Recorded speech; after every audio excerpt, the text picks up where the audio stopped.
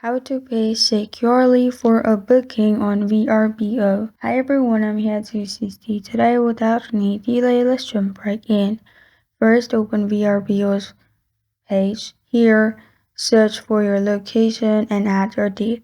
Then select which one you want to book.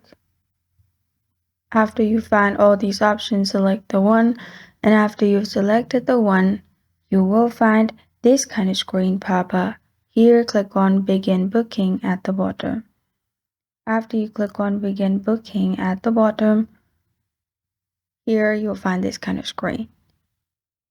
Then here, add your first name, last name, email address, country, region, your phone number, and now to pay securely, select card or affirm.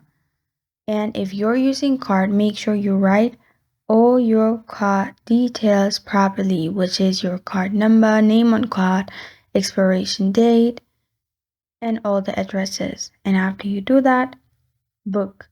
And this is how to pay securely for a booking on Vrbo. Thank you for joining me today. If this video helps you out, please leave a like and subscribe for more. Got a question or want to suggest a topic? Comment below. Thank you for watching.